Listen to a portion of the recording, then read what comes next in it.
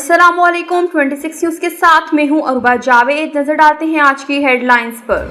वज़ीर-ए-आज़म शहबाज शरीफ ने माली साल के पहले दिन स्टॉक एक्सचेंज की बुलंद तरीन सतह पर जाने पर इत्मीनान का इजहार किया। वज़ीर-ए-आज़म ने नए माली साल के पहले दिन स्टॉक एक्सचेंज की कारकर्दगी पर अपने बयान में कहा कि नया माली साल अहम पेशरफ्त से शुरू हुआ जो इंतहाई खुशाइंद है। हुकूमत की मुआशी टीम को कामयाबी पर खराज तहसीन पेश करता हूँ। उन्होंने कहा कि नया माली साल मुल्क की मईशत की बेहतरी की जानिब सफर में एक संगे मील साबित होगा। कारोबारी अफराद और सरमायाकार मुल्क की तरक्की में किरदार अदा कर रहे हैं। हुकूमत मुल्क में बेहतरीन कारोबारी माहौल को फरोग देने के लिए कोशिश है। सरमायाकारों को मजीद सहूलियात फराहम कर रहे हैं।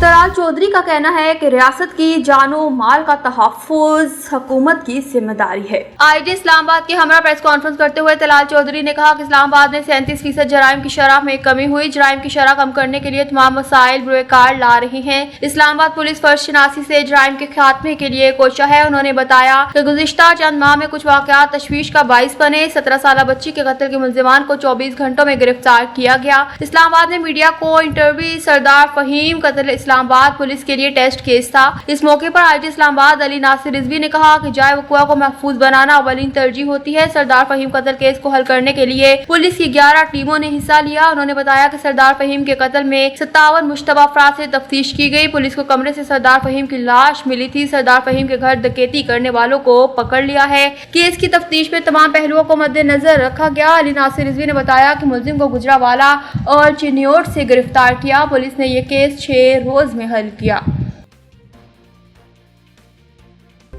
इसहाक डार ने कहा कि पाकिस्तान ने आज अक़वाम मुत्तहिदा की सलामती कौंसिल की सदारत संभाल ली है। इसहाक डार ने कहा कि पाकिस्तान का बतौर गैर मुस्तकिल रुकन 8वां दौर है और इसमें पाकिस्तान 2 आला सतह के इजलासों की सदारत करेगा। पहला इजलास अमन व तनाज़ात के पुरअमन हल से मुतालिक होगा जबकि दूसरा इजलास अक़वाम मुत्तहिदा और OIC के ताउन पर मबनी होगा। पाकिस्तान तमाम रुकन ममालिक के साथ शराकत दारी का ख्वाहां है। इसहाक डार का कहना था कि पाकिस्तान UN चार्टर, आलमी कानून और कसीरुल जहती असूलों से वाबस्ता है। दुनिया भर में बढ़ते तनाज़ात और बहरानों पर मुअस्सर रद्द अमल जरूरी है। सलामती कौंसिल को मुअस्सर, फ़ाल और सिफारती अंदाज में चलाया जाएगा।